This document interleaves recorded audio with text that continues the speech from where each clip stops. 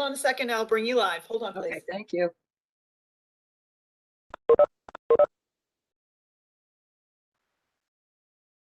You are live. Thank you. Good morning, everyone, and welcome to the October meeting of the Academic and Student Affairs Committee meeting. I know we changed the date on everyone to allow you to have a full Columbus Day weekend. So that's why we're meeting on a Thursday instead of a Friday. I want to welcome our newest committee member, Rick Forth, who this is his first meeting. Hello, Rick. And Rick was at the board meeting. He had his orientation that way, and now he's joining us. He's going to be a member of the Academic and Student Affairs Committee, and I believe another committee as well, Rick, right? Yes, I think I'm serving on the audit committee as well. Right.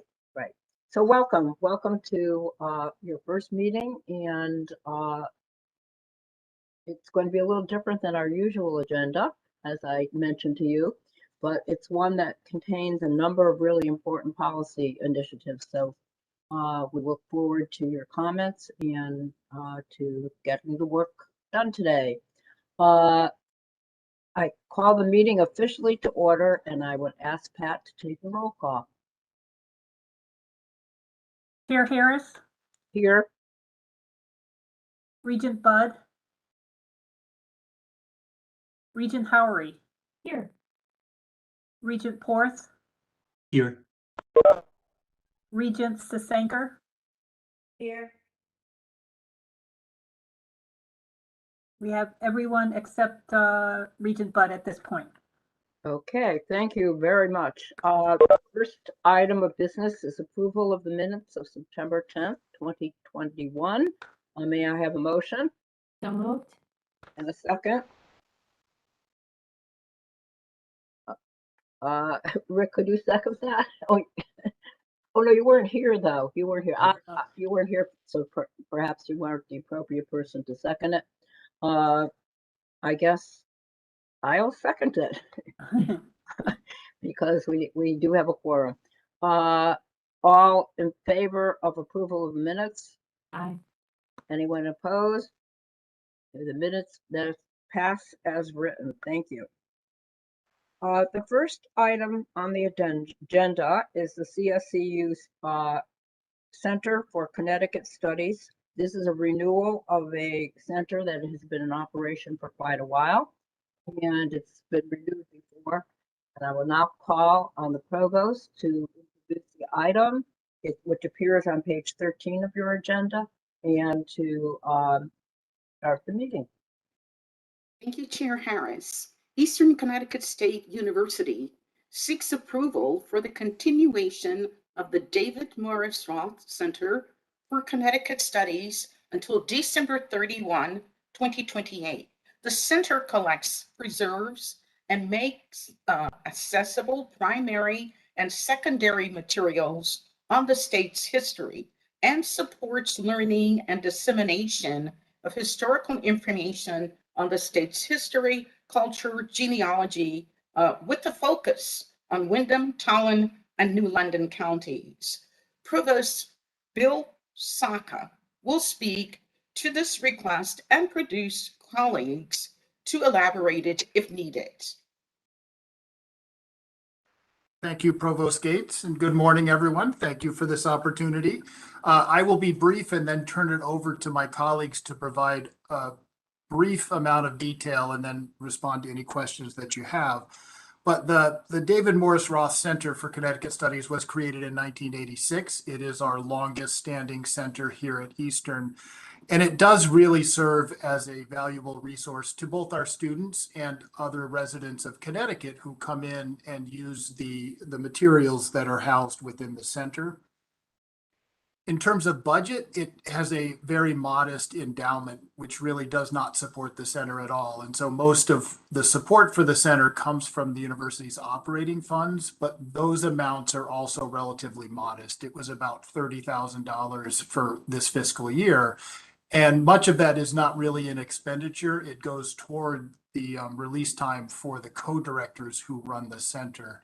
When the longtime director of the center retired a year ago, and we are in the process of selecting one of our existing faculty members to take over as the ongoing director. And once that person is identified, one of the primary objectives for that person will be to raise additional funds to support the center.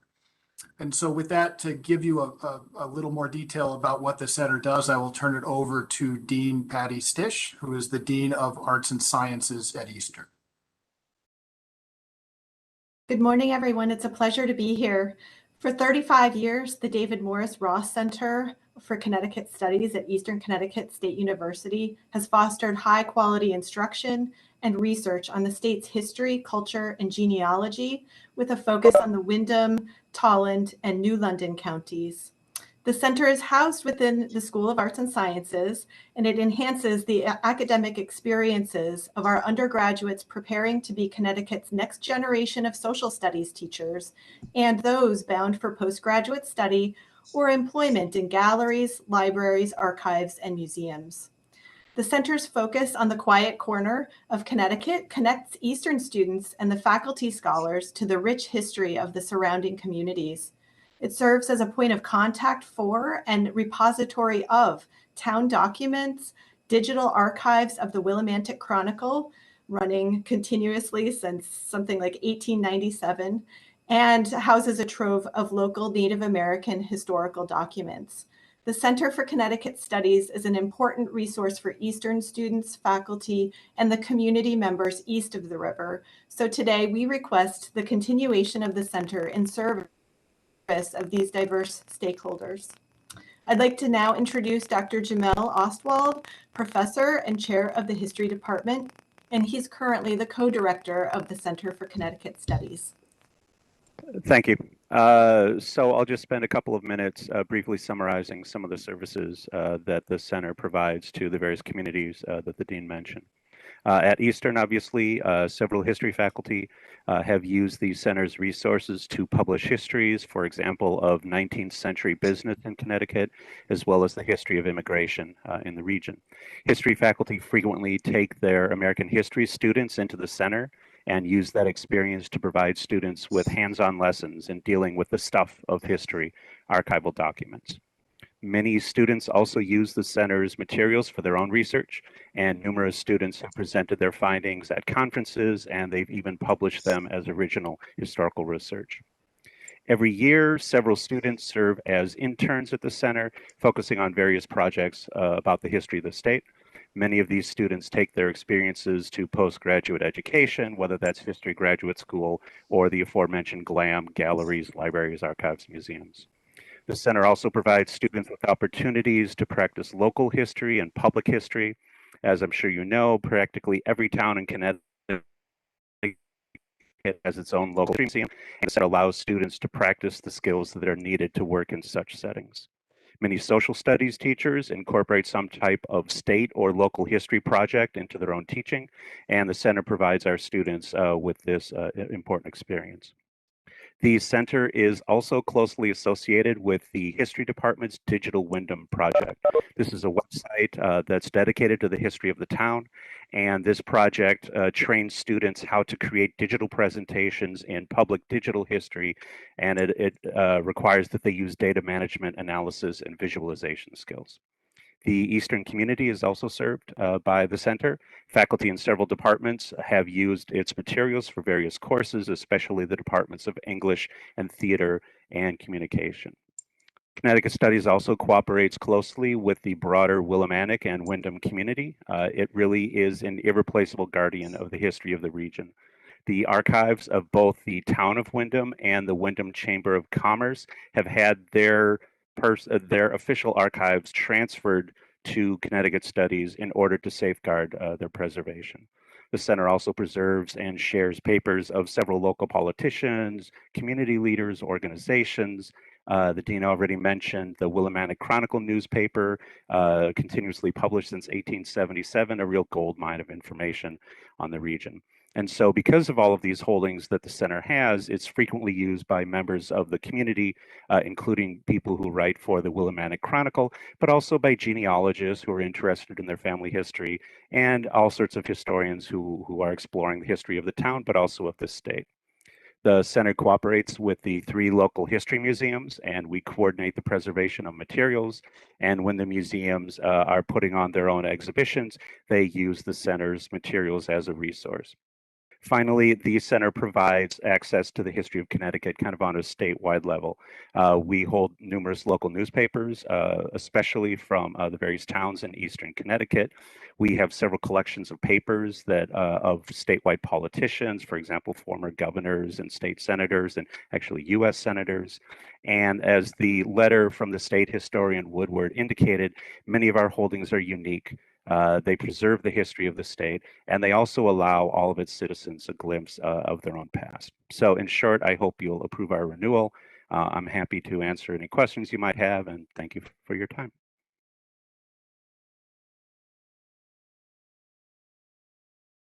Questions from committee members? I have one, well, it's a question about collaboration, and the question is, how do you collaborate with the Eastern Library? And also, how do you collaborate with other organizations like the Connecticut Historical Society, et cetera, not on the Connecticut State Library? Perhaps that would, someone could respond to that. Yeah, Jamel, could you? Yeah, as far as the association with the library, the physical space is adjacent and somewhat shared. There is a general division as far as materials are concerned. If the materials deal with the history of the university, they go with the archives and special collections, kind of under the rubric of the library. If they deal with the history of the town or the region or the state, they generally go to Connecticut Studies. And so that, I think, is kind of the easiest way to think about kind of the materials and the collections. Obviously, there's cooperation between the personnel. We work very closely with Tara Hurt, who's the archivist in the library. But that's really kind of as far as the library, Connecticut Studies is concerned. As far as the Connecticut Historical Society, that honestly is a question that I think the previous director probably could answer a lot better than I can, since I'm really kind of new to this. I know there's an effort to try to avoid as much duplication of materials as possible. And so I think Connecticut Studies has really kind of managed to kind of carve out for itself a niche, really focusing on Eastern Connecticut especially, and obviously Willimantic and Windham as well. Thank you. Other questions? Okay, I don't believe I took a motion, did I, Pat? Okay, may I have a motion to approve the Eastern Connecticut State University Center for Connecticut Studies? So moved. I move. Okay, we have a motion and a second. All in favor? Aye. Aye. Anyone opposed? Okay, the motion carries. Thank you very much. Thank And, you. Thank good you. luck, and we'll see you again in 7 years, I guess. Thank you. The next is the revised mission statement for Eastern Connecticut State University on page 39 of your agenda. May I have a motion? I move. A second? Rick, Region 4 seconded it? Okay. Provost Gates. Okay, Eastern Connecticut State University seeks approval for a modification to the university's mission statement. As part of Eastern's most recent strategic planning process, the mission statement was revised to make it shorter and more concise, while still reflecting the university's mission as Connecticut's only public liberal arts institution. Provost Bill Saka will provide additional information. Thank you again, Provost Gates. I will be brief. Basically, in 1988, the then Board of Trustees approved Eastern changing its mission to be a public liberal arts institution. And we have kept that mission since then. In 2004, we were admitted to the COPLAC organization, which is the Council of Public Liberal Arts Colleges. And we have been committed to the liberal arts mission really since 1988 and increased that commitment with each of the past 3 strategic plans that we've done under President Nunez.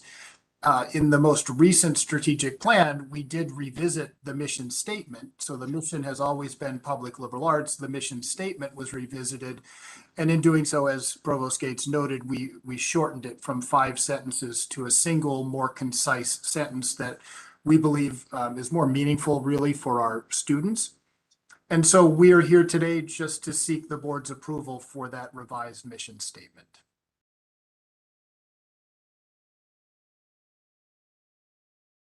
Are you mute, Merle?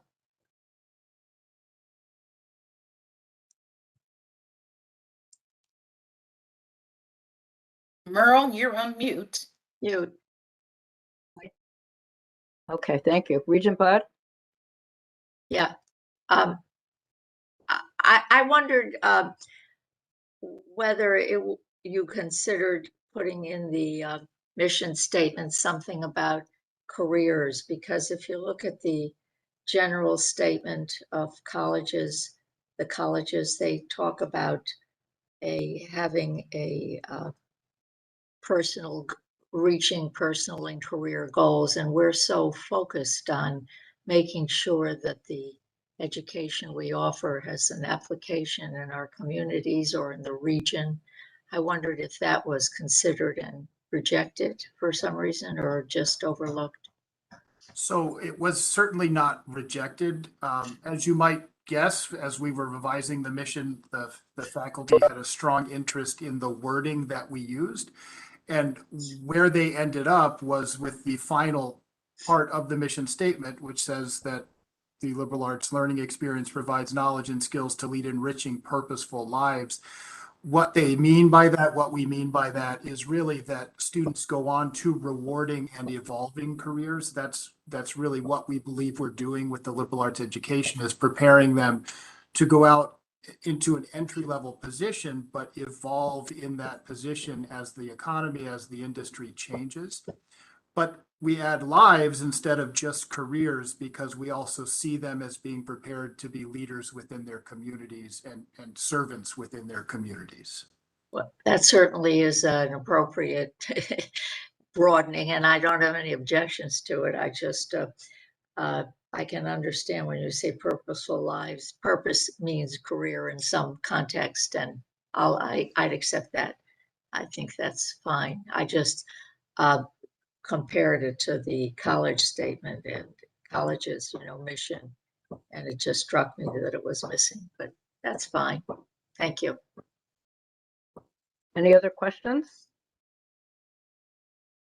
I just want to add that the approval of the mission is a statutory requirement.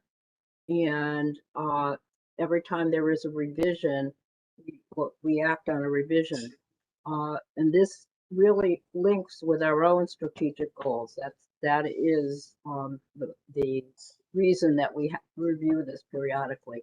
So we'll probably hear more about planning and mission in the future, but right now we've received this, and I think it's appropriate that we take action on it at this time. So all in favor of the motion to approve the revised mission of Eastern Connecticut State University? Aye. Aye. Anyone opposed? Okay, the motion carries. Thank you very much, Provost Salka. Thank you again.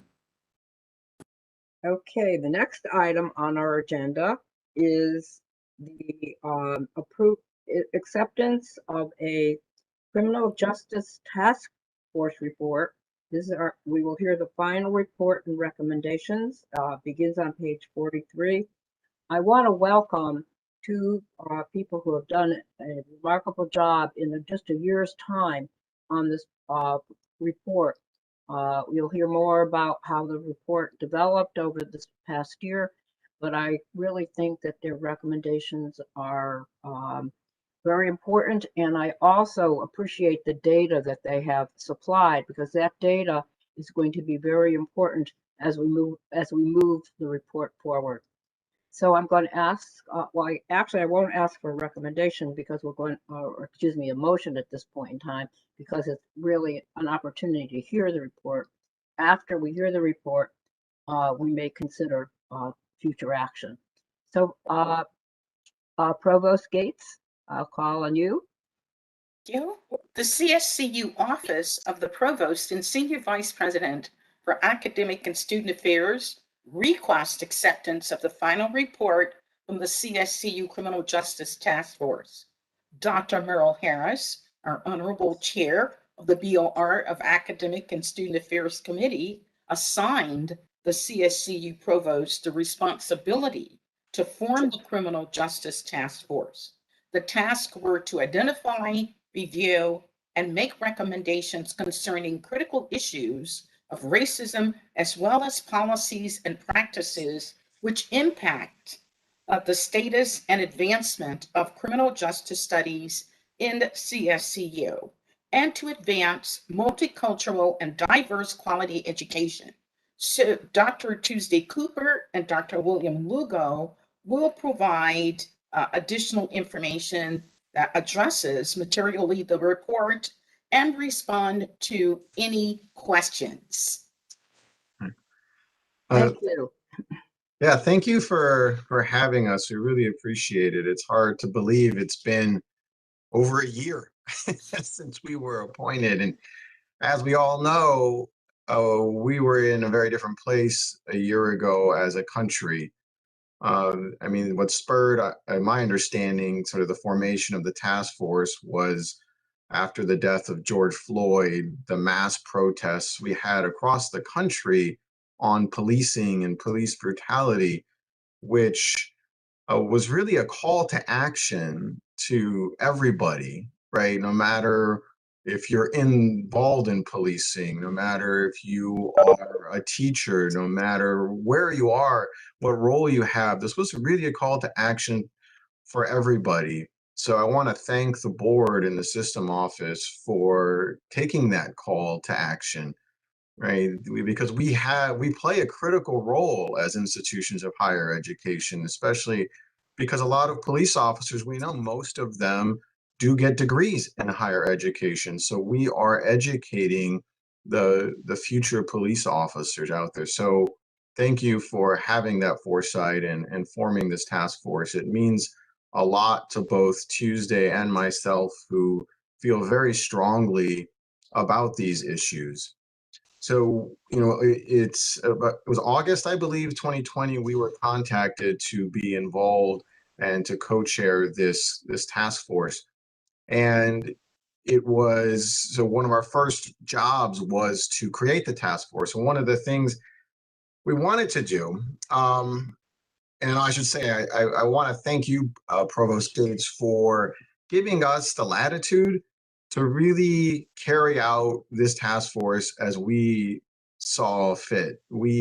I was expecting, I'll say kindly, more direction, right? Like say, we want you to do this, we want you to, and you didn't. You said, this is the charge and you guys are the experts, so you need to do it the way that you feel this needs to be done. And we really appreciated that. So we felt that one of the first things we needed to do was to get as many stakeholders as possible, make sure that every stakeholder, you know, in this issue was represented, whether that was students, faculty, community members, police officers, staff in our system. So we wanted to get all of those stakeholders together, but also we didn't want the task force to be too large. I mean, it took us a year to get here. I mean, if it would have been larger, I don't know, it would have, one, been diluted to the point where it kind of would have been meaningless, but it would have taken a lot longer than it did. So on page 3, you can see all of the individuals that were involved in the task force. And we felt everybody was well represented. I think probably the biggest challenge was was faculty, because I know we had a lot of interest from faculty, but we couldn't bring on all the faculty that we would have wanted to, because it wouldn't have been fair to the other, I think the other stakeholders, and two, it just would have made the task force just much too large. And we first met almost a year ago to the day in October of 2020. And in our first meeting, we had two goals. One, we created working groups or subcommittees, and each subcommittee was charged or tasked with investigating and carrying out a particular charge that we were given from the board.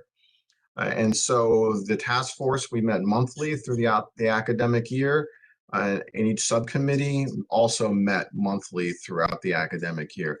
And, true to, I think, being professors, we said, all right, let's have basically one midterm due in the fall, another midterm in May, and then we'll have our final exam, which will be the final report, which will be due right now. So we created a timeline to make sure that we could accomplish all of those things.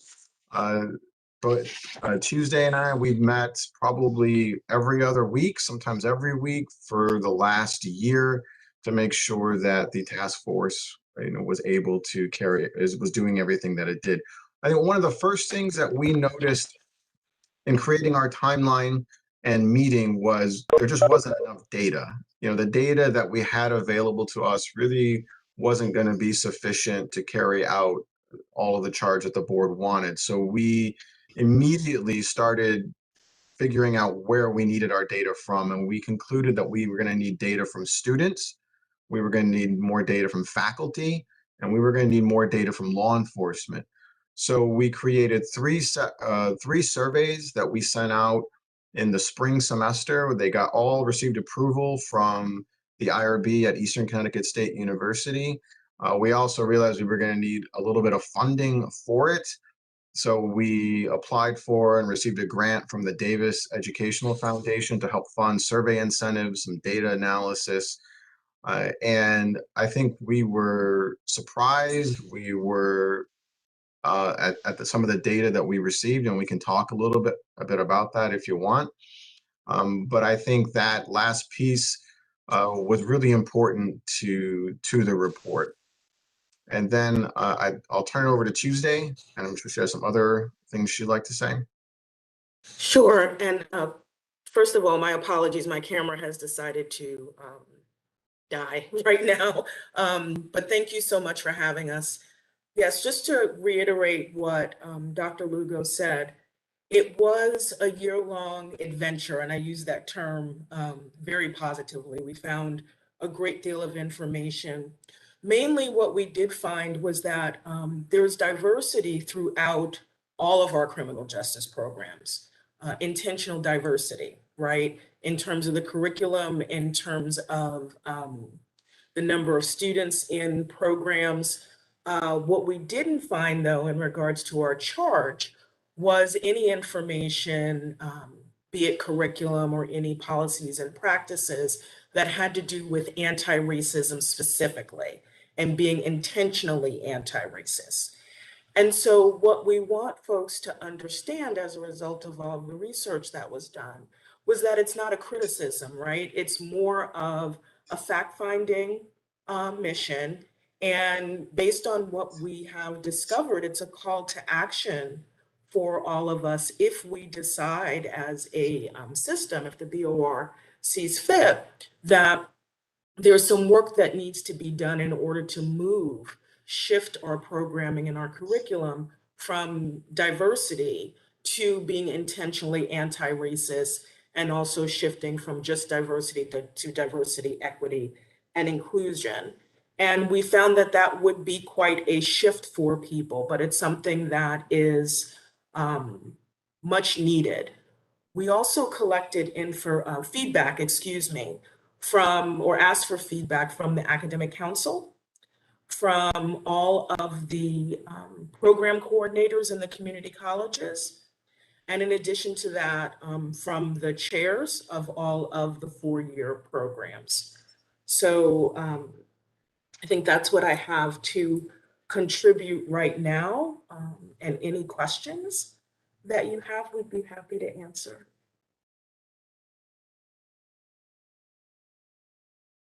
Questions? Regent Bud? Yeah, I see that you got roughly 1,400 student responses. Can you tell me what percentage that was out of the flyers you sent out? I want to see how interested the people were in this issue in the responses.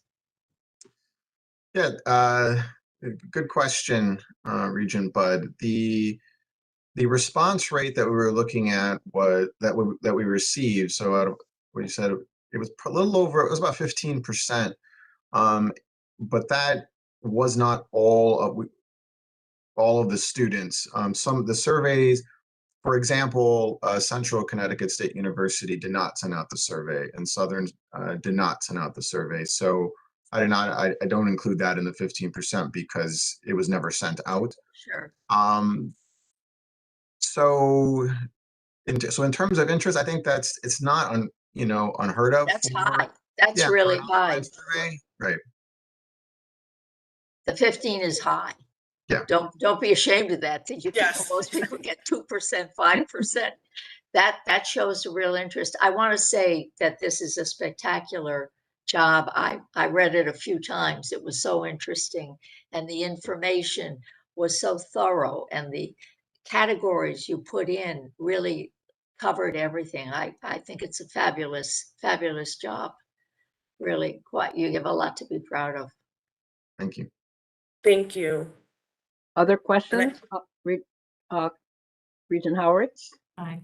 I wanted to echo Regent Bud's statements that I really found the report fascinating, and thank you for doing the survey and for getting the results and for compiling all of that, because that data really helps in informing decisions. But I also thought your recommendations were very thoughtful about what could be done to help remedy some of the concerns. So thank you for your work on it. It could not have been easy, so especially during a pandemic.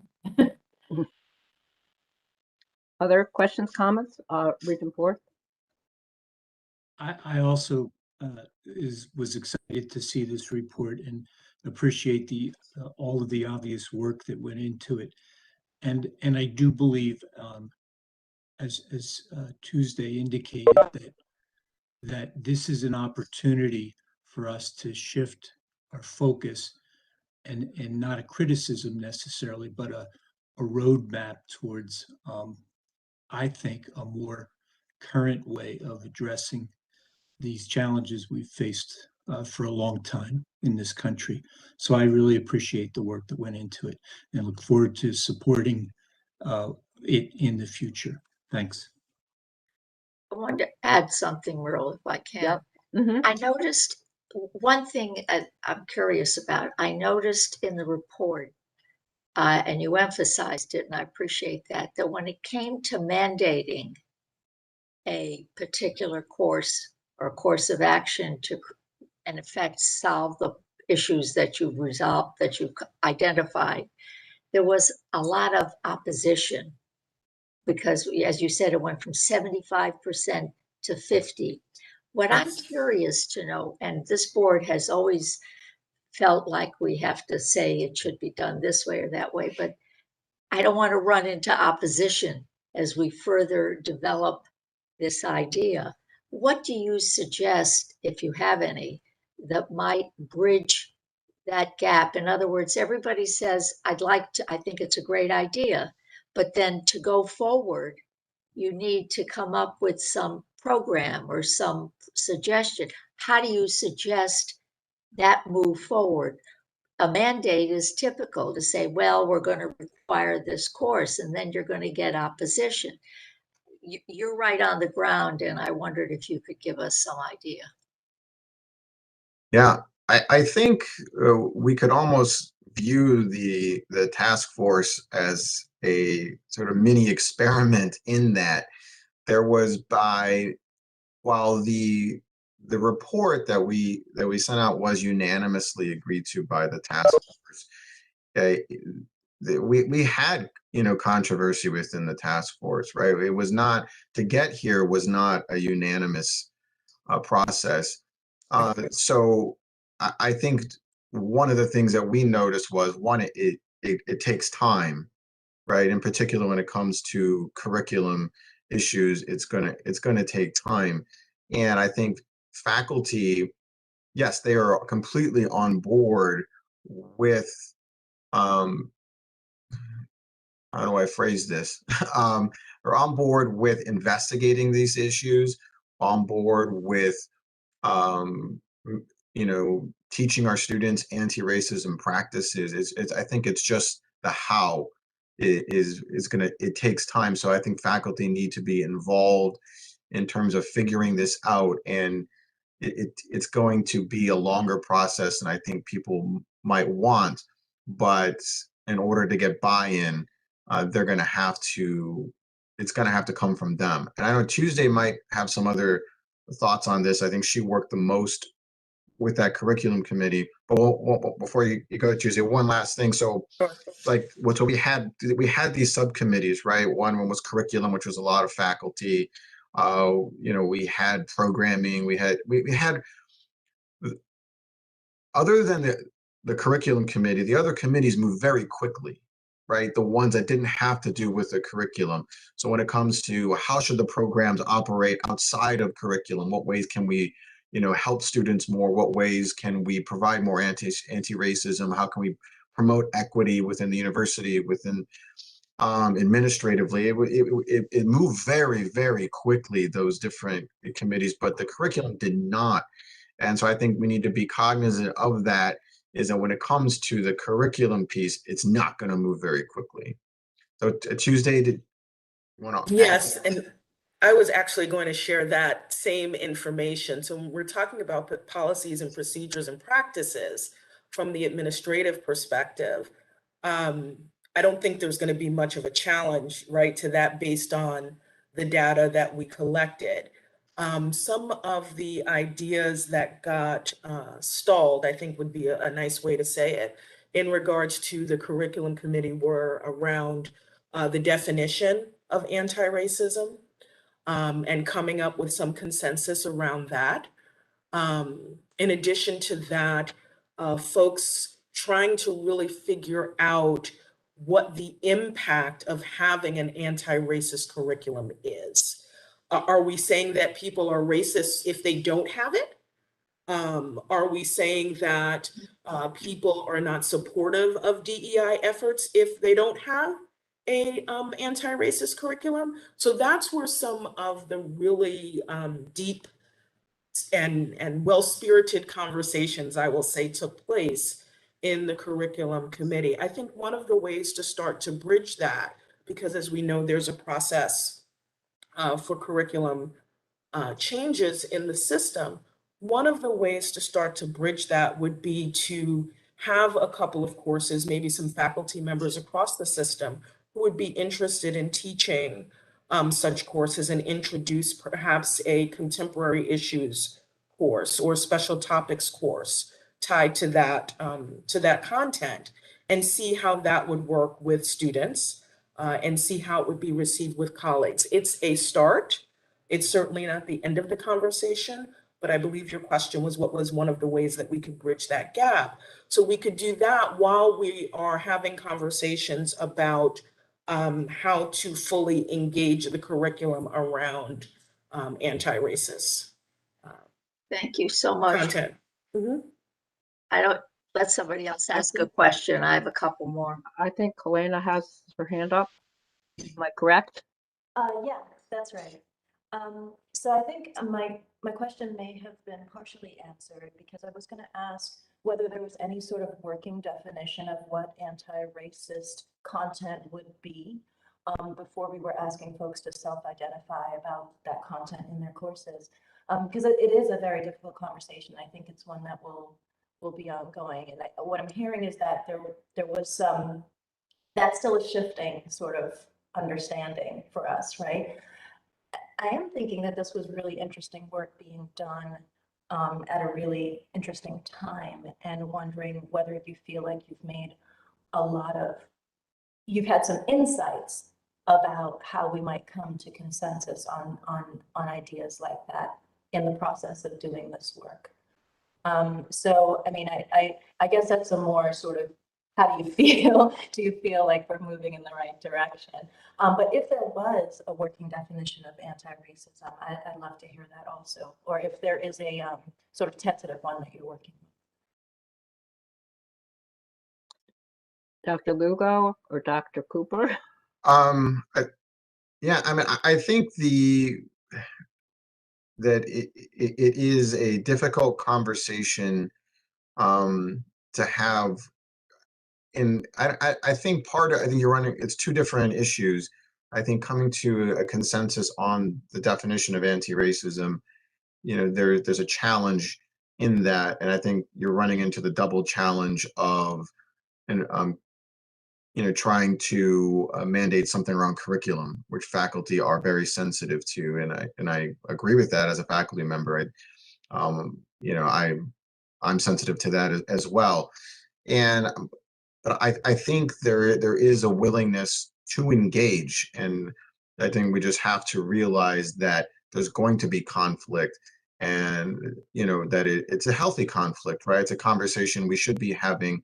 There's nothing wrong with approaching this issue. In terms of a definition of anti-racism, I'll let Tuesday take that, since she's the one who dealt most directly with that on the curriculum subcommittee.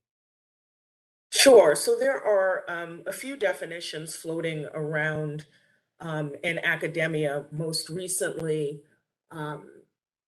due to Dr. Ibrahim Kendi's book on becoming an anti-racist.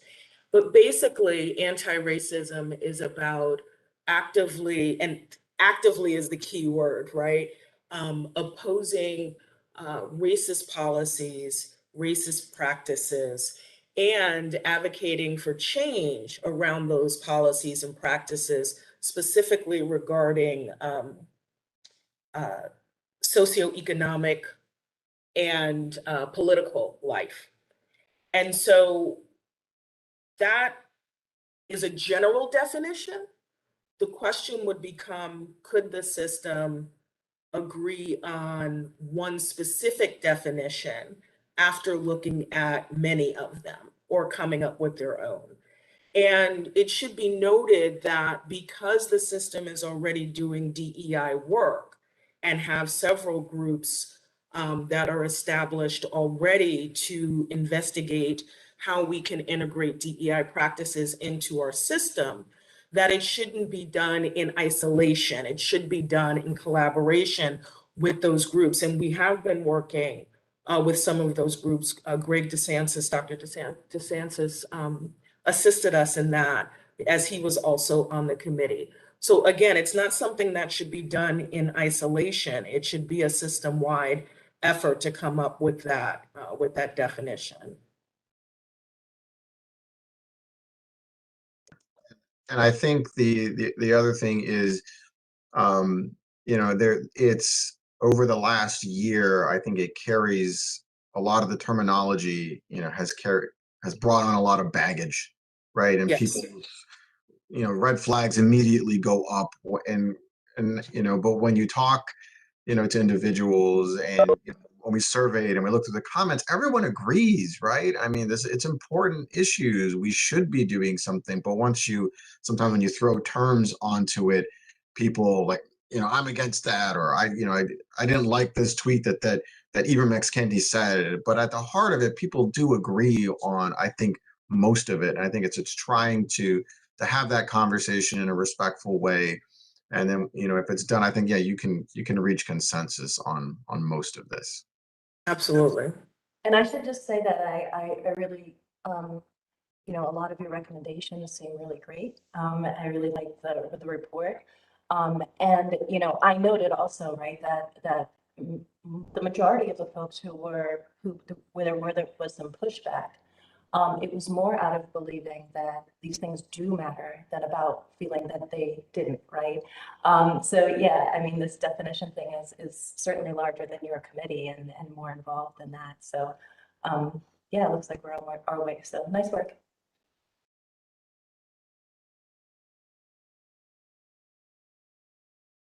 Thank you, Holly.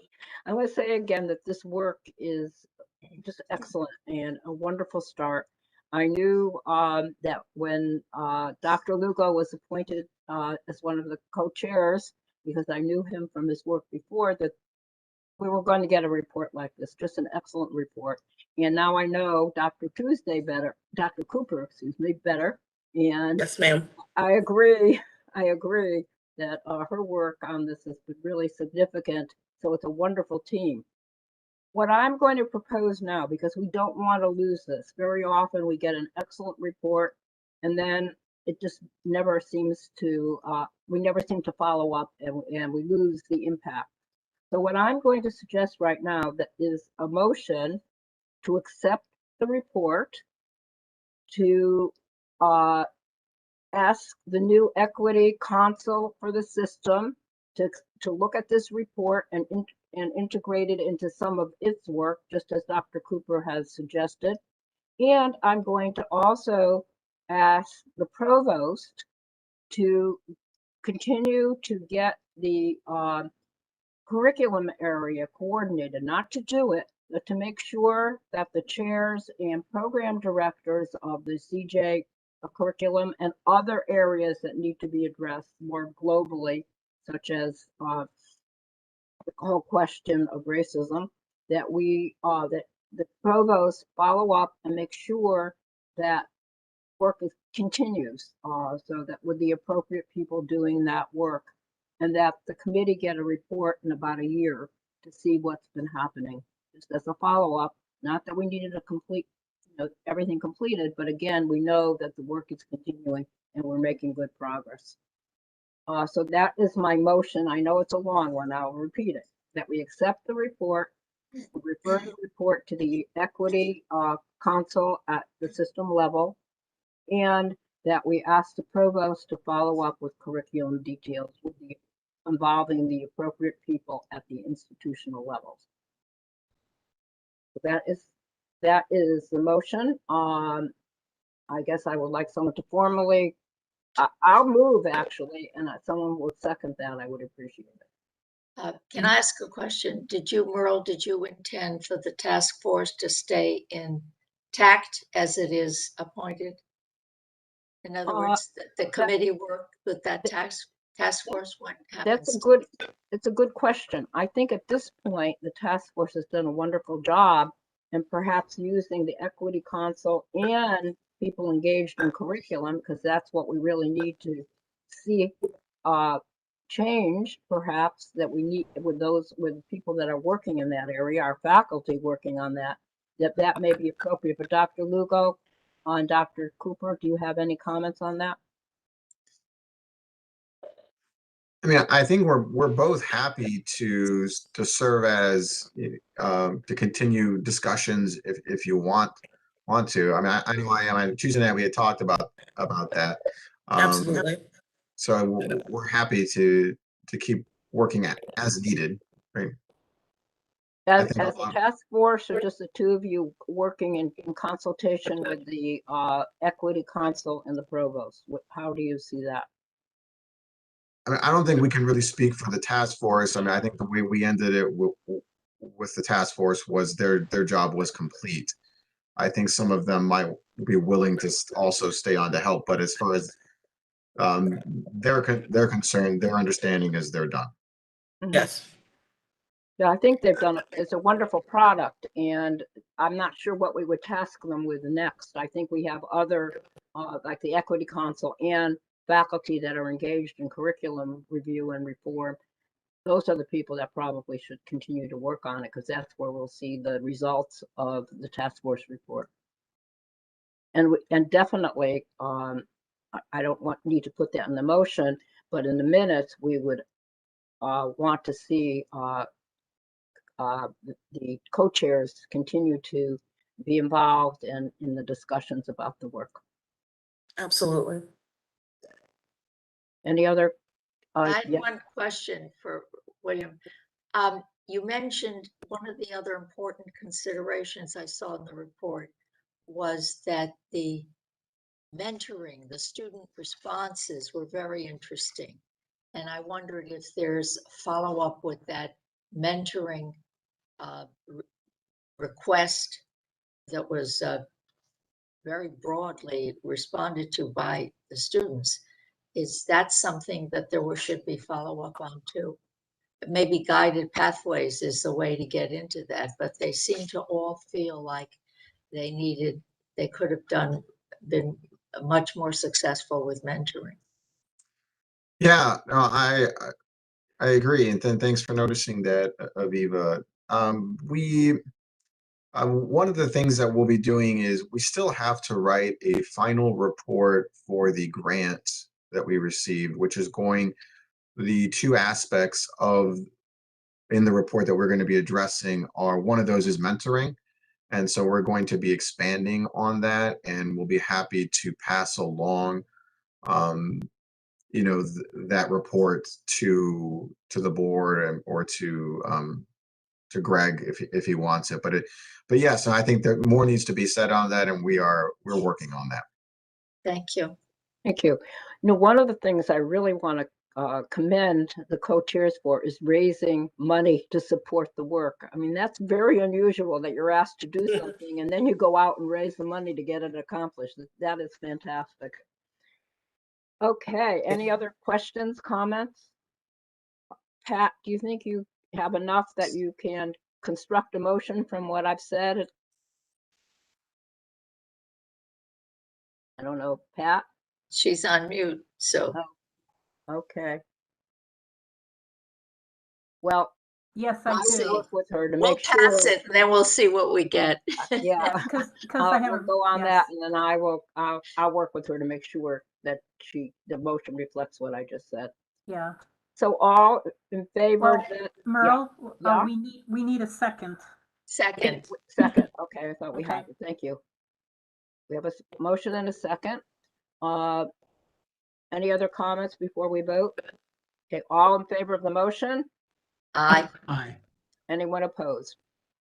Thank you very much. And again, thank you so much for your work. I knew we'd get a good report, but it was even better than I thought. Unbelievable. Okay, the next item then on the agenda is on page 83. This is the Board of Regents policy on student athletes' name, image, and likeness.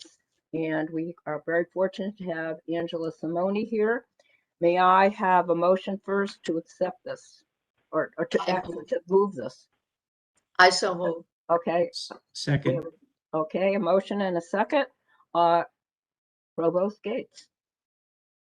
The Connecticut General Assembly enacted PA Public Act 21-132, Section 160, which requires governing boards of institutions of higher education to adopt policies enabling student athletes to be compensated for their use of their name, image, and likeness.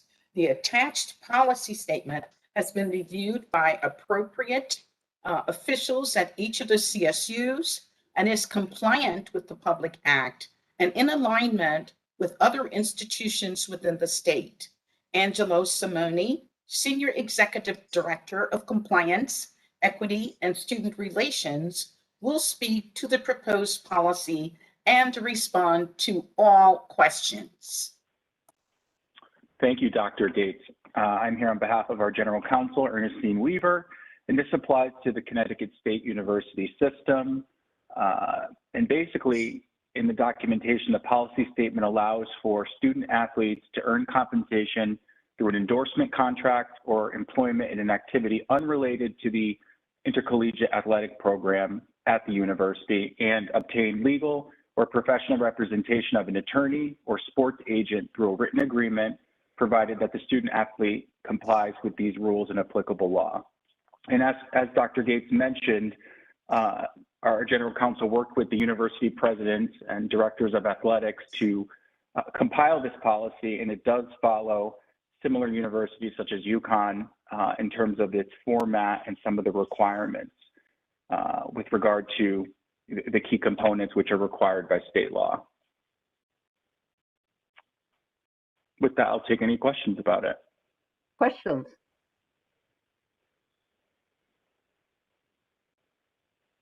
Hearing no questions, I guess we'll take a vote on the motion.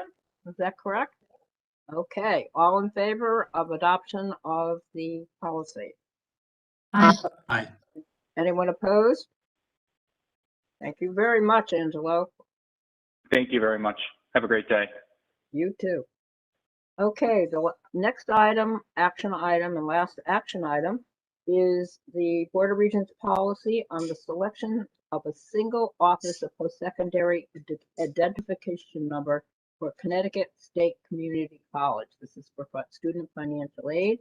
It's on page 88 of the agenda, and I will call on Provost Gates to introduce. Oh, wait a minute.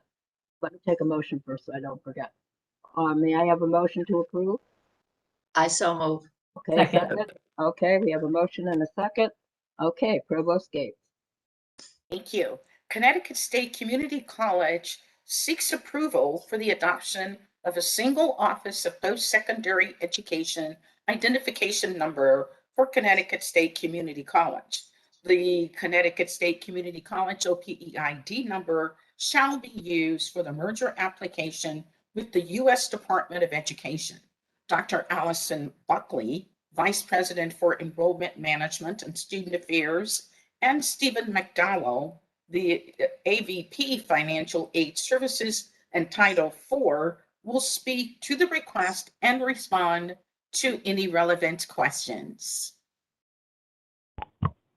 Thank you, Provost Gates. Good morning, everyone. This is the first step in starting the merger process with the U.S. Department of Education for the 12 community colleges. Because we are consolidating the institutions into one, the department has advised us to pick one of the existing OPEID numbers to use for the merged institution, and we are requesting that we move forward with Capital Community College's OPEID. This has absolutely no impact on any of the 12 community colleges prior to the merger. The Department of Education has just advised us that we need a board resolution to start the process, which we hope to do in the spring of 2022. And Steve and I are happy to answer any questions. Questions?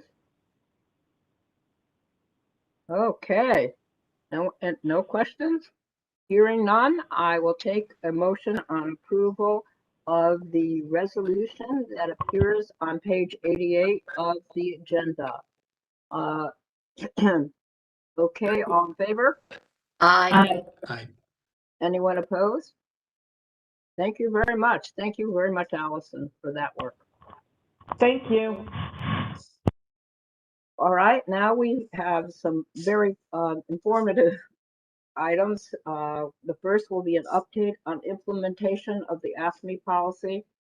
I know we spent a lot of time talking about this, we approved it, and we've asked for reports as we move along as to what's happening, and we have our first report today. Provost Gates, do you want to introduce this?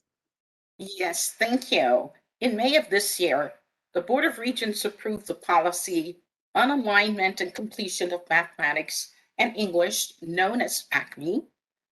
This report, of course, as Chair Harris has already indicated, will be the first of an annual update to the board regarding the progress on implementing the policy.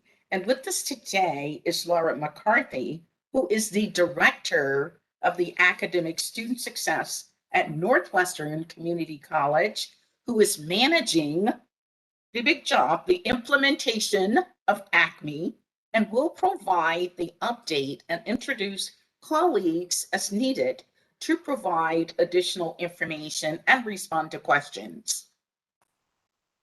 Thank you, Provost Gates and Regent Harris. I am Laura McCarthy, and we have been working diligently since August to pull together the right folks to move the work forward and to accomplish the ambitious timelines set forth in the ACME policy. We have 11 folks on our committee from the highest levels of the Board of Regents and including faculty of English and Math and ESL driving the curriculum forward and looking to make this co-requisite model really thrive in Connecticut. So the big thing to know about ACME or to remember is that we are implementing a co-requisite model. So a co-requisite model of education means that all community college students will start in a college level course and receive appropriate support to accomplish the goals of that college level course, English 101, or the appropriate math as determined. ESL has been given a little more room, understanding that student group needs more time in different instruction, but still holding true to the tenets of co-requisite.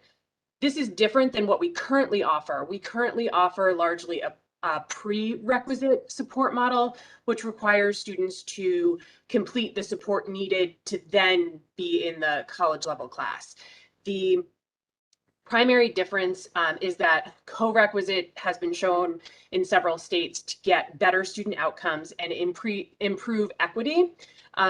We know in the prerequisite program, in the prerequisite model, we disproportionately assign students of color and eligible students to more remedial education. This work will be completed from the fall of 2023 to the fall of 2025, and that is determined by faculty and how they can unroll and implement their ideas and the time needed to do that. Our major opportunity here is to really improve student outcomes in students completing math and English, college level math and English in their first semester, as well as tremendous potential improvements to equity and how we are, in fact, educating all of our community college students. With that, I'm going to invite Fran Rosselli or Mike Stefanowicz to add whatever I may have forgotten. Thank you, Laura. That's a wonderful summary. And hello, Regents and guests. I just wanted to add that we are very excited that Laura agreed to help us manage this project. Obviously, with the merger, we have a lot going on in a lot of different areas. But as Laura said, we have assembled a small core working group that will be working in each of the different threads. So we have English faculty leading English, math leading math. The math folks are on a little bit of a faster timeline. They were really ready to go this summer. So we were able to kick off some work and give them some funding to do some work in the summer. And they have a very extensive plan for this year. So we have folks working, if you'll remember in the policy, there were different math pathways that we were asking math faculty to design. So a STEM pathway, a social science pathway, for instance, and they're working on that and they've identified leads for each of those pathways. English is a little bit different. English is pretty much everyone takes English 101, but there's different levels of support. So we have had some folks step forward and agree to lead that work. But they're working at a little different pace, and that's fine. Each group works at their own pace. ESL, the ESL Council has submitted a white paper as part of alignment, and we have one of the co-chairs of that group serving on our small group. And then we also have Laura has been involved with placement testing, and that's an important component of all of this. So we have a group that's looking at that as well. So we're very excited that we have people on board. There's a lot of planning going on. We also have a new leader for professional development, right? Teaching and learning, Forrest Helvey, who's working for Connecticut State Community College now. And he's been involved in our discussions because professional development on how to teach the co-rec model is really one of the things that was identified as an early concern of faculty. So it's great that he is in that role, and part of his role is working with our partners at the Dana Center and to coordinate and run some series of professional developments, foci series that they do. So we've had a number of planning meetings already. And then I would also just add that we're finalizing charges for both the small core working group, but also a larger advisory committee that will work to advise broadly the entire ACME project. Many of you are familiar and I know the regents have received reports in the past from the PA 1240 Advisory Council that was formed when Public Act 1240 was passed and we started our developmental ed reform. So we're looking to form a similar advisory group for ACME that involves many interested parties, including it could involve State Department of Education representatives, the university representatives. We had folks from lots of different areas on that advisory council for PA 1240. So thanks, Laura. Just wanted to add those components, and Laura's jumped in and has hit the ground running. So again, I want to thank her. And Fran, I don't know if you're there and want to add anything. The ACME project is a little bit different than alignment.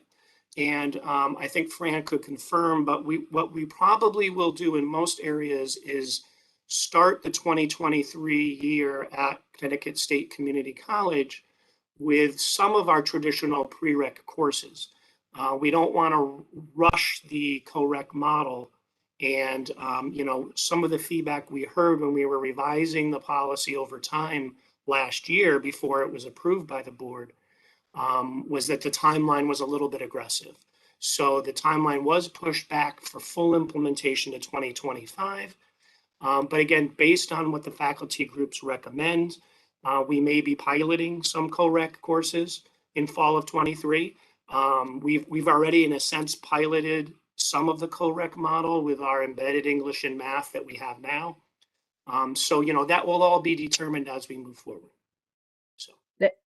Thank you very, very much. I think this you can see reflected in the work that's already been done. Some of the changes that were made when we adopted ACME, and I think it was important to listen, and I am very pleased that that listening is continuing and that we are moving forward. I do have one question, and this actually comes from a question that Rick Forth raised yesterday with me.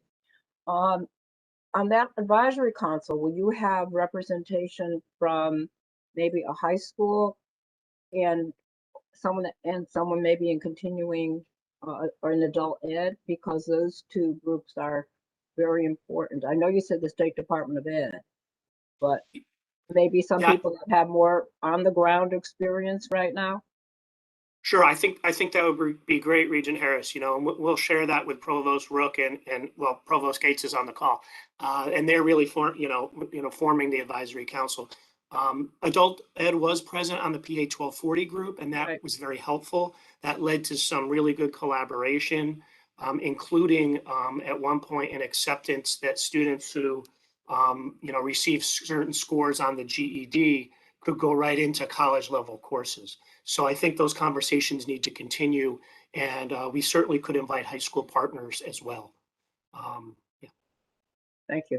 Great point. Thank you, Regent Porth. Questions from members of the committee on the work thus far? Comments? Okay. Thank you very much. I have a question, Merle. Sorry, my hand was up. Okay. I just would like to, I don't know if anything has changed since the policy was passed. Are the supports still going to be optional and not required? Or has anything changed in that regard, or is it still as it was designed? The policy has not changed. Okay. Right, but again, the implementation of that would be that based on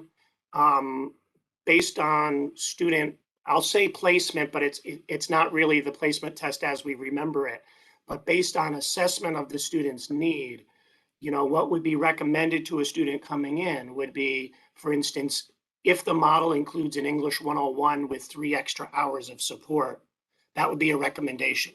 Or it may be a recommendation that they take 2 hours of extra support or 1 hour of extra support.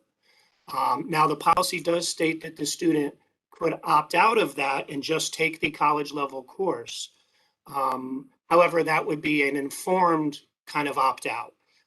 What won't happen would be, and what caused a lot of confusion last year as we were developing the policy was, if a student signs up for an English 101 with 3 hours of support, it would be expected that they would attend those 3 hours. It would not be optional within the semester that they could come or go. In other words, it's a package deal that they register for. And there were changes made to the policy so that those courses could count towards financial aid, towards their credit load, even if they're non-credit support, but it would count as a package towards financial aid. That was important for PACT and a few other implications. Mike, I would just add to that the opt-out that Mike is talking about is not a simple sort of check this box on a form. It is a one-on-one sort of guided placement discussion with an advisor. And in some instances, for example, with ESL, it's often with an ESL instructor. So it is not a simple, gee, I don't want to do that, count me out. It's a very intensive process for students to opt out of what is being recommended to them. Thanks. And I think you know that there's been some controversy about whether or not the co-requisite model or research applies to this sort of design, given that it's not co-required. I'm just saying that. I know we've had this discussion before. I'm just saying it out loud. There was something else I wanted to ask about it, however, and I just got completely distracted. I will let you know if it comes up again. My apologies. Oh, no, I do know what it is. In terms of, again, the justification for it, I know that a lot of the conversation has been around equity. And I know that, one of the things that's noted is that students of color are put into these courses much more often. I heard it again today. And I just wonder if any analysis is being done about how to understand that, because we know that there are all sorts of testing biases that often improperly place students of color in these courses. But we also have a unique situation in the state where we know, for example, just last year, there was a report that identified that more than 50% of students in Hartford go to high schools or to K through 12 that would be considered segregated, or whatever the term is that was used in the Sheff versus O'Neill case. So there are a couple of different ways, a couple of different things that we might be seeing. One is that we simply do have, in fact, bias testing procedures that do recommend these courses to students of color more than they need them, and they might be happening at the same time. The other is that these developmental courses and supports are actually sort of compensating for under-resourcing for students of color in other areas in K through 12, right? That they represent a sort of investment of the state, though sometimes it is at the student's cost, in students of color to bridge the gap between the resources at different schools. So I'm wondering whether you're doing any sort of analysis of this in the process of the implementation, because I know that you're doing a slower implementation than was intended. Does that allow for that kind of analysis? So, Clay, I don't know that the analysis is going to speak specifically to where the bias is coming from, but we have built into the policy and into the implementation and beyond implementation, to once we're full co-rec, data analysis points, right? So we are collecting our KPIs. I suspect over the course of the next year, we will develop additional measures beyond the KPIs that have been approved. And we know that first of all, we know there's national research that the tests we were using before are in fact biased. There's plenty of research on that. We are not recommending the use of those tests anymore. We are recommending the use of GPA to place students plus additional measures. But at the very least, GPA to place students into support. And again, we know from other states that GPA is a better predictor. We are not correcting for it by zip code, as some people have suggested we should do. There's no evidence to suggest that would be an appropriate action.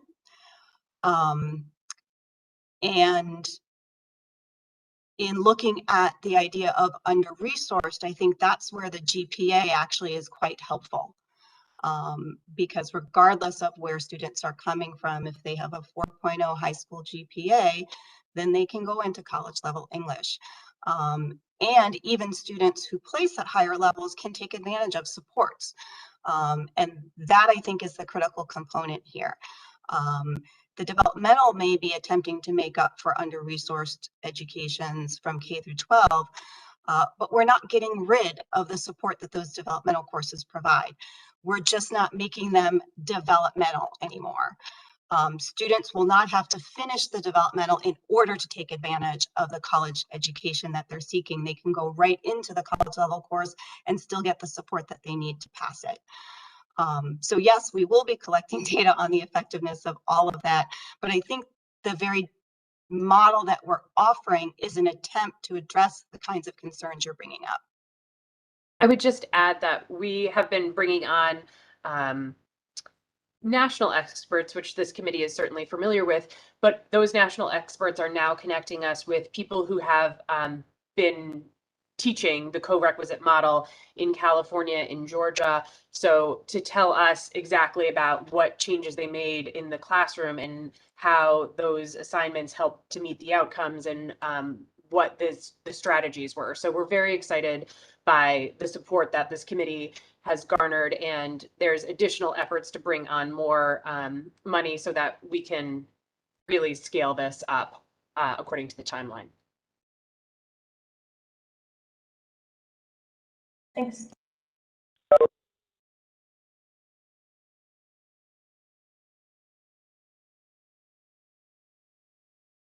Merle, you're still Yeah. muted, or at least I can't hear you. I know.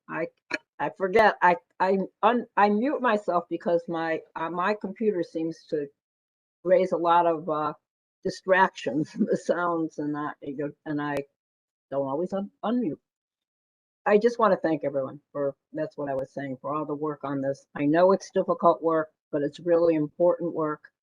And I encourage you to keep going. I know you will, but I know there are days you wonder because of all the noise out there. So thank you again for your efforts. We really appreciate everything that you do. Okay, let's Thank move you for on your to time. the last item on the agenda, which also is an information item, and it's the CSCU accessibility policy. And this again is an update on what's happening. Provost Gates. Thank you. In October 2020, the Board of Regents approved the CSCU accessibility policy for electronic information and technology. Kevin Corcoran, Executive Director of Digital Learning for CSCU, will provide background and a status on the policy. Thank you. Thank you, Dr. Gates. Good morning, everyone. I'm going to be sharing some slides on the screen. You can look at the same slide deck starting at page 91 in the agenda. Being mindful of time, I'm going to just highlight certain areas of the presentation instead of walking through each and every slide. But I do want to highlight certain areas. And first and foremost is looking at a foundational definition for accessibility. At the bottom of the slide or of the screen, you'll see a federal definition from the Office of Civil Rights that really focuses on the individual and providing accommodations for that individual. The definition at the top is something that is more of a broader definition that the Accessibility Council has adopted, which really focuses on systematic barriers. So there's a fundamental shift between focusing on the individual and providing accommodations versus looking at the environmental variables and seeing what barriers may be put in place. And I'll touch on this in a little bit. We know that not all students with disabilities will self-identify. So we're only, in one manner, we're only providing accommodations for those who raise their hand. And talking about some of the legal aspects here, we do have longstanding laws in place that have evolved over time, where in 1973, we're almost 50 years in celebration or recognition of this, it really focused on accommodations for those who are identifying, so providing additional supports. And as we evolve into the 90s, we see a focus of providing equal access and equal opportunity and evolving into equity. And then as we get into the late 90s and the turn of the century, turn of the millennium to 2000, we see that the laws are now incorporating technology provisions and making sure that those are not providing a barrier for our students, our staff, our administrators. As Dr. Gates mentioned, we're on the 1-year anniversary of the accessibility policy being passed. So I thank you all for your support in getting to this point. I'm going to skip through these because I think this is information that has already been presented in the past. What I really want to get to here is since we've had a year to put this, we've had many institutions forming different committees to really address at an institution level who are the necessary people, the necessary stakeholders to be around a conversation, and how do they begin this process. And the Accessibility Council in and of itself created a companion guide that provided recommended steps or a recommended timeline if an institution didn't have a starting point. In addition to that, Dr. Gates' office was kind enough to send out a requirement to all campuses to provide a status report. And the status report really was meant to provide better transparency on how campuses are progressing with implementing the policy, and then identifying common barriers that we might be able to address collaboratively. So we're in the process of retrieving those reports and providing a little bit of analysis on what those commonalities will be. And in conjunction with the companion guide that I mentioned, we do have year 1 of implementation starting this past September 1. So year 0 was really folks getting their head wrapped around what the policy was, what the standards, having those initial conversations. What we're hoping, or if not expecting, in year 1 is just to start seeing progress towards specific standards. And I want to transition briefly here. And while accessibility can be focused on from a legal standpoint, and I did start off with those laws, and we sometimes tend to focus on potential litigation and the risks associated with this. I want to just say that the accessibility efforts in their heart are really about student success. And when we look at national headlines over the last 5, 6, 10 years, we see that there are students with disability who struggle. And to provide a little bit more information on this and just provide a landscape, we know at a national level, there are 26% of our population that are reporting some type of disability. In Connecticut alone, we see 22% of the population reporting a disability. Each of these numbers are a 1% increase from the previous year. So we are growing. And as we see the number of high school students produced reducing year over year in response to a demographic shift, and as we start to reach out more to adults for degree attainment or career advancement, we're having a more adult population coming into the colleges. Coupled with that is we also see an increase in digital delivery, whether that's because of the pandemic over the last year and a half or because we see the expansion of online programs. So we see a greater need to focus on accessibility measures for a older community that's more reliant on technology. And then speaking around the students, nationally, we're seeing less than 10% of the students who have a disability coming forward and saying, I need assistance. Within our system, the number is generally 4 or 5% of those students who are actually seeking assistance. Compared to a national average of 22, we have a number of students who have not identified and not seeking out additional supports.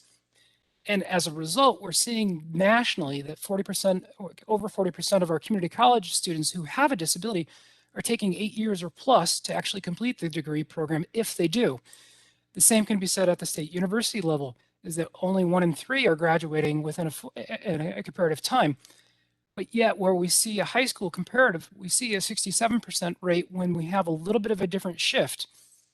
And I'm going to touch on that in just a second. But I want to highlight that 90% of the requested accommodations that our offices are seeing are universal and predictive. We know what they are on a regular basis. And I'm going to circle back to that in a second. So why might not the students identify and seek assistance? Well, there may be a disconnect from what their high school experience was to the collegiate setting. It was an entitlement in K-12. They didn't have to go and have the proof of burden that they need these assistance. It was something that was provided in that high school setting. Now at the collegiate level, there's a transition and there is a burden of proof on the student to seek out and prove that they need these accommodations.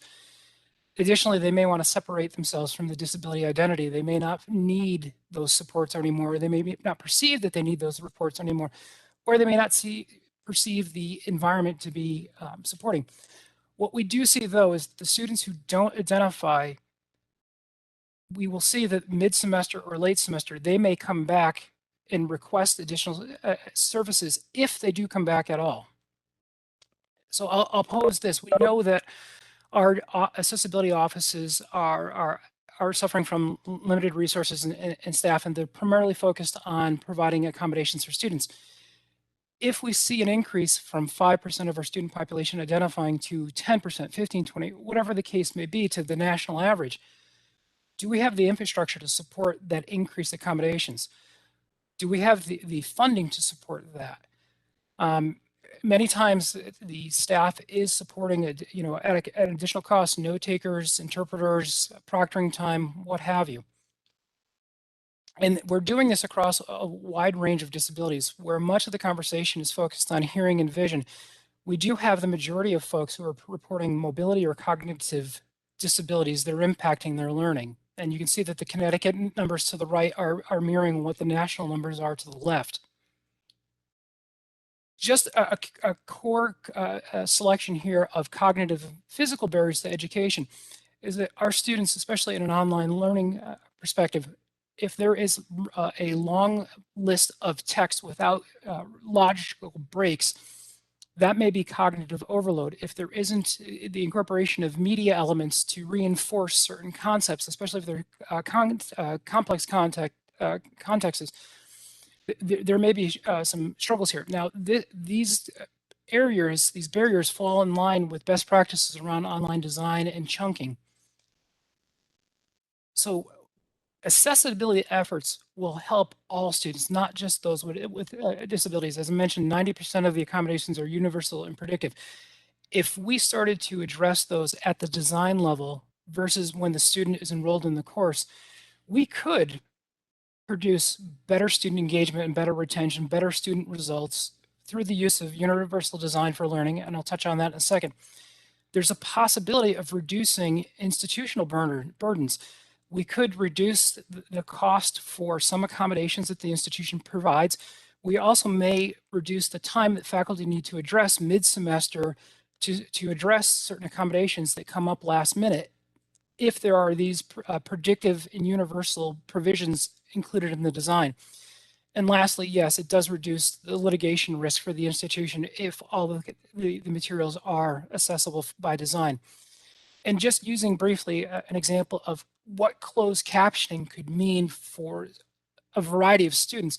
So not only the folks who have a hearing impairment can read the closed captioning, but a student who may be English as a second language may be able to benefit from this. Students that may be caring for small children that are sleeping can watch the closed captioning and read that versus having the audio on. Somebody that's on a bus traveling to school can watch the video and see the closed captioning even though it's in a large environment. The ability to search for key phrases within the video because of the closed captioning has the text base allows folks to go back to a specific spot to relearn content. So while we will put closed captioning in predominantly because there is somebody who may have a hearing impairment, it benefits all. And I want to touch briefly on this concept of accessibility by design versus accommodations. really what we're looking here as accommodations are reactive and they're focused on the individual and the need, where accessibility is really proactive and is looking at that systematic barrier that may be addressing the needs of that one student who identified, but may also be addressing the needs of 5 other students who haven't come forward and needed assistance.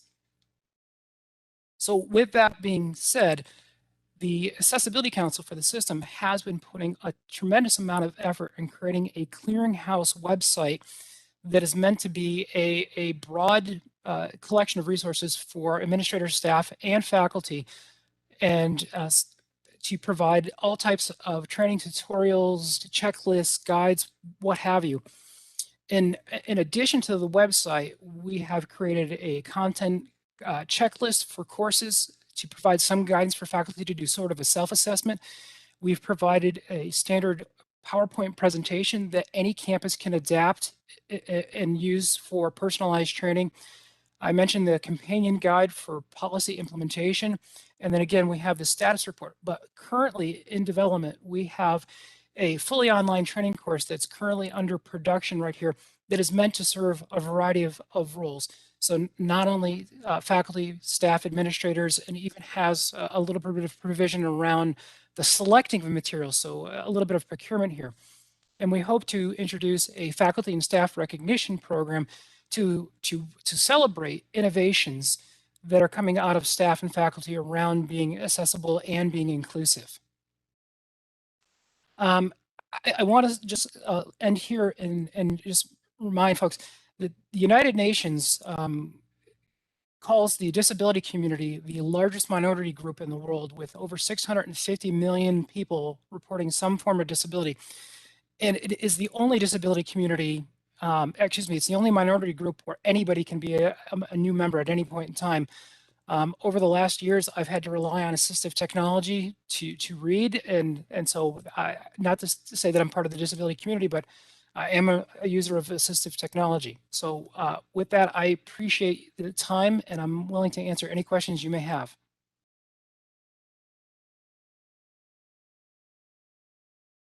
Questions? I have a question. Viva? You know, I guess I'm mediocre in technology. That sounds a little late today, but anyway, I looked at some of the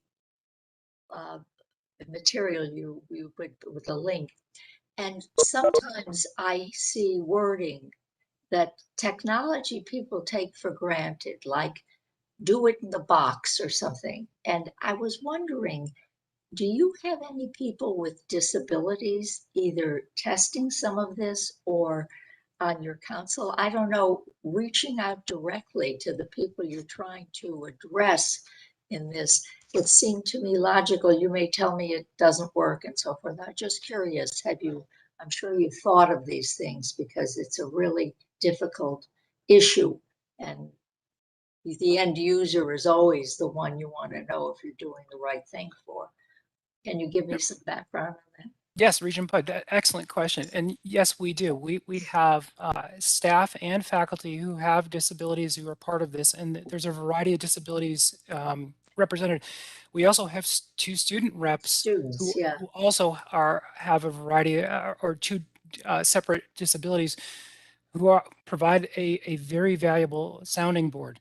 But I want to recognize that while we've curated materials from other institutions as best in breed, it is a good reminder to go make sure that the terminology is appropriate for all audience types. So I do appreciate that. Thank you. I'm on not quite at the bottom of the list, but by no every means. time I look through a set of instructions and they use terminology, I want a description of what they're talking about. Excellent point. Other questions? I have one question, Kevin. I know you mentioned that an institution could be subject to some legal ramifications if they do not make their coursework accessible. Is this part of what is discussed with institutional leaders? Because I know we don't tell them exactly what to do, but do you make them aware of what the ramifications can be if they don't provide accessibility? Over the course of the past year, I've had the opportunity to present to the presidents and CEOs council, as well as the academic deans, and at least twice to the academic council. And while we have brought this up, it hasn't been something that has been our lead step. As I mentioned before, we want to make sure that the core here is around student success, but that the risk element here is clear and present. Thank you. Because I think we must all be aware of the fact that if we don't comply with the law, that there are ramifications, and we're not telling people how exactly to go about doing that, but the awareness is critical. Absolutely. Other questions? Thank you, Kevin. It's an excellent report. It's a topic that we need to constantly be aware of, and I appreciate your work on this and the work of your council. And are there any other comments before we adjourn? I thank you all for a very productive meeting. I thank those who have made presentations. They were excellent, and for board members for their questions on some difficult topics at times. And thank you, Provost Gates. And I also want to thank Ken Kluchnik, because he really is the person behind the screen preparing a lot of the materials for you for every meeting. So I appreciate that as well. May I have a motion to adjourn? I move. Okay, second? Second. Okay. We have a motion and a second. All in favor? Aye. I guess no one's opposed. So let's adjourn the meeting. Have a wonderful Columbus Day weekend, and see you again shortly. Thanks, everyone. Thank you, Regent Harris. I'm going to stop your live stream. Okay. Your live stream is stopped.